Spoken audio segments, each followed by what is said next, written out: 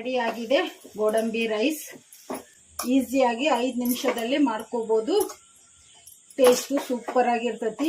ಗೋಡಂಬಿ ರೈಸಿಗೆ ಬೇಕಾಗಿರುವ ಪದಾರ್ಥಗಳು: ಒಂದು 10 ಗೋಡಂಬಿ ತೊಗೊಂಡಿನಿ, ಒಂದೆರಡು ಯಾಲಕ್ಕಿ ತೊಗೊಂಡಿನಿ, ಒಂದು ಸ್ವಲ್ಪ ಚಕ್ಕೆ, ಒಂದು 5 ಲವಂಗ, ಒಂದು 5 ಹಸಿಮೆಣಸಿನ್ಕಾಯಿ, ಒಂದು ಸ್ವಲ್ಪ ಕೊತ್ತಂಬರಿ, ಒಂದು ಸ್ವಲ್ಪ ಪುದೀನಕ್ಕಿಂತ ಕೊತ್ತಂಬರಿ ಜಾಸ್ತಿ ಇರಬೇಕು, ಪುದೀನ ಸ್ವಲ್ಪ ಇರಬೇಕು ಫ್ಲೇವರಿಗಷ್ಟೇ. ಒಂದು ಪಾವಷ್ಟು ರೈಸ್ ಮಾಡಿಟ್ಟಿನಿ. ಈ ಥರ ಉದುರಾಗೆ ಮಾಡ್ಕೋಬೇಕು ರೈಸನ್ನು.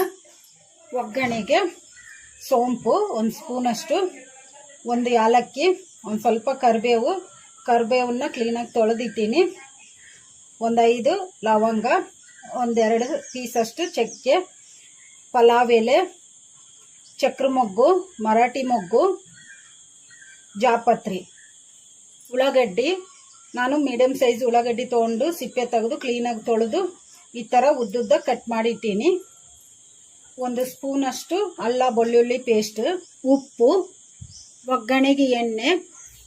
ಗೋಡಂಬಿ ರೈಸ್ ಹೇಗೆ ಮಾಡೋದು ನೋಡೋಣ ಬನ್ನಿ. ನಾನು ಒಂದು ಮಿಕ್ಸಿ ಜಾರ್ ತೊಗೊಂಡಿನಿ. ಈಗ ಮಿಕ್ಸಿ ಜಾರಿಗೆ ಚಕ್ಕೆ ಲವಂಗ ಹಾಕೋಣ, ಹಾಗೆ ಯಾಲಕ್ಕಿ ಹಾಕೋಣ, ಗೋಡಂಬಿ ಹಾಕೋಣ, ಹಸಿಮೆಣಸಿನ್ಕಾಯಿ ಹಾಕೋಣ. ಈ ಥರ ಮುರಿದು ಹಾಕೋಣ ಹಸಿಮೆಣಸಿನ್ಕಾಯಿನ. ನಿಮಗೆ ಖಾರ ಜಾಸ್ತಿ ಬೇಕಂದ್ರೆ ಇನ್ನು ಸ್ವಲ್ಪ ಹಾಕ್ಕೋಬೋದು ಹಸಿಮೆಣಸಿನ್ಕಾಯಿ. ಪುದೀನ ಹಾಕೋಣ,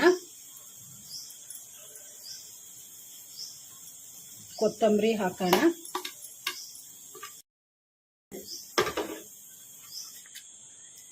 ಅಲ್ಲ ಬೆಳ್ಳುಳ್ಳಿ ಪೇಸ್ಟ್ ಹಾಕೋಣ,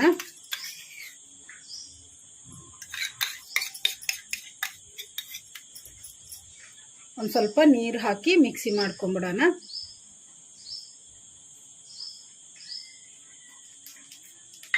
ಮೆತ್ತಗೆ ಪೇಸ್ಟ್ ಥರ ಮಿಕ್ಸಿ ಮಾಡ್ಕೋಬೇಕು.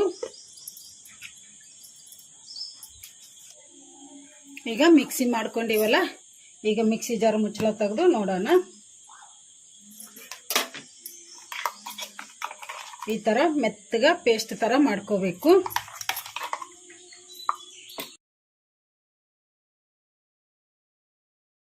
ಈಗ ಇದನ್ನು ಒಂದು ಸೈಡಿಗೆ ಇಟ್ಕೊಂಡ್ಬಿಡೋಣ. ನಾನು ಸ್ಟವ್ ಆನ್ ಮಾಡಿಕೊಂಡು ಸ್ಟವ್ ಮೇಲೆ ಒಂದು ಕಡಾಯಿ ಇಟ್ಟಿದ್ದೀನಿ. ಕಡಾಯಿಗೆ 3 ಸ್ಪೂನಷ್ಟು ಎಣ್ಣೆ ಹಾಕಿಟ್ಟಿದ್ದೀನಿ. ಎಣ್ಣೆ ಕೂಡ ಬಿಸಿಯಾಗಿದೆ. ಈಗ ಇದಕ್ಕೆ ನಾವು ತಗೊಂಡಿರೋ ಮಸಾಲೆಗಳೆಲ್ಲ ಒಗ್ಗರಣೆಗೆ ಹಾಕ್ಕೊಂಬಿಡೋಣ.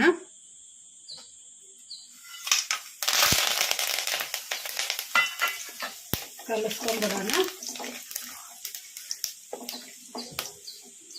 ಮಸಾಲೆಗಳೆಲ್ಲ ಫ್ರೈ ಆಗಿದಾವಲ್ಲ, ಈಗ ಇದಕ್ಕೆ ಉಳ್ಳಾಗಡ್ಡಿ ಹಾಕೋಣ,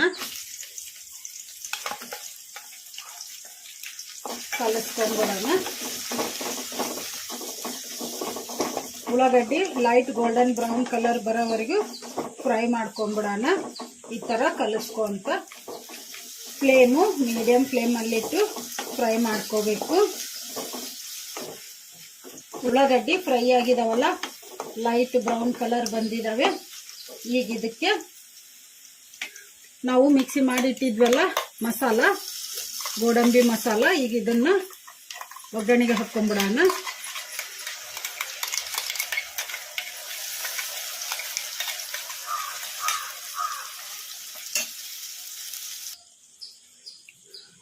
ಒಗ್ಗರಣೆಯಲ್ಲಿ ಮಸಾಲ ಹಾಕ್ಕೊಂಡಿವಲ್ಲ, ಈಗ ಇದನ್ನು ಕಲಿಸ್ಕೊಂಡ್ಬಿಡೋಣ ಚೆನ್ನಾಗಿ.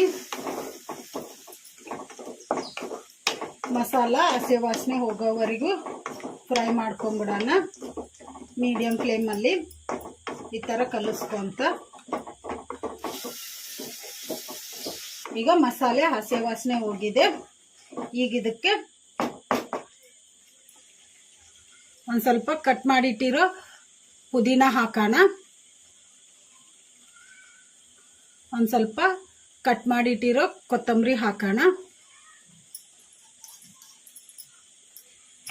ಕಲಿಸ್ಕೊಂಡ್ಬಿಡೋಣ.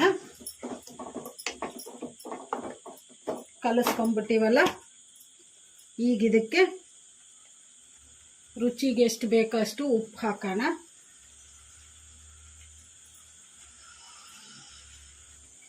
ಕಲಿಸ್ಕೊಂಡ್ಬಿಡೋಣ. ಕಲಿಸ್ಕೊಂಡ್ಬಿಟ್ಟಿವಲ್ಲ, ಈಗ ಇದಕ್ಕೆ ನಾವು ರೆಡಿ ಮಾಡಿಟ್ಟಿದ್ವಲ್ಲ ರೈಸು, ಈಗ ಇದನ್ನ ಮಸಾಲೆಗೆ ಹಾಕೊಂಡ್ಬಿಡೋಣ. ಗೋಡಂಬಿ ಮಸಾಲೆಗೆ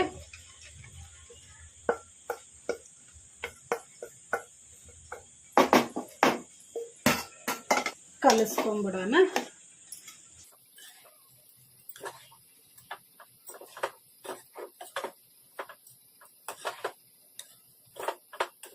ಈ ಥರ ಗೋಡಂಬಿ ರೈಸ್ ಮಾಡಿಕೊಂಡ್ರೆ ಟೇಸ್ಟ್ ಅಂತೂ ಸೂಪರ್ ಆಗಿರ್ತೈತಿ.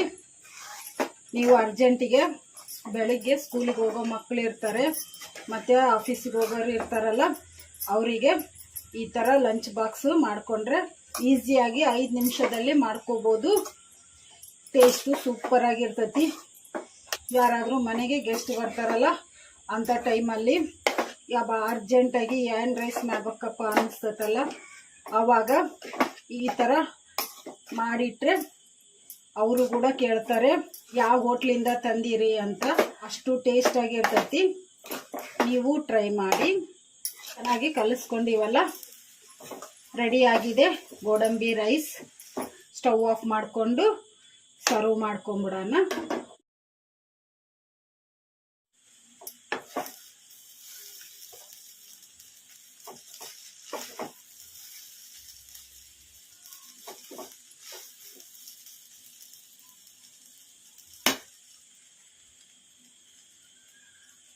ನೋಡಿ, ರೈಸ್ ಸೂಪರ್ ಆಗಿದೆ. ಈ ರೈಸನ್ನು ಹಾಗೆ ಆದರೂ ತಿನ್ಬೋದು. ನೀವು ಬೇಕಂದರೆ ರಾಯ್ತ ಮಾಡಿಕೊಂಡು ರಾಯ್ತ ಜೊತೆಗೆ ತಿನ್ಬೋದು. ಟೇಸ್ಟ್ ಮಾತ್ರ ಸೂಪರ್ ಆಗಿರುತ್ತೆ. ಹೋಟೆಲಿನ ಟೇಸ್ಟ್ ಬರ್ತೈತಿ. ನೀವು ಟ್ರೈ ಮಾಡಿ. ಮಕ್ಕಳು ಮನೆಯಲ್ಲಿ ಎಲ್ಲರೂ ಇಷ್ಟಪಡ್ತಾರೆ. ಈ ವಿಡಿಯೋ ನಿಮಗೆ ಇಷ್ಟ ಆದರೆ ನನ್ನ ಚಾನಲನ್ನು ಸಬ್ಸ್ಕ್ರೈಬ್ ಮಾಡಿ, ಲೈಕ್ ಮಾಡಿ, ಶೇರ್ ಮಾಡಿ, ಕಮೆಂಟ್ ಮಾಡಿ. ಸಬ್ಸ್ಕ್ರೈಬ್ ಬಟನ್ ಪಕ್ಕ ಬೆಲ್ ಬಟನ್ ಇರುತ್ತೆ, ಅದನ್ನು ಪ್ರೆಸ್ ಮಾಡಿ. ನಾನು ಯಾವುದೇ ಒಂದು ಹೊಸ ವಿಡಿಯೋ ಮಾಡಿದರೂ ನಿಮಗೆ ನೋಟಿಫಿಕೇಷನ್ ಬರುತ್ತೆ. Thank you for watching.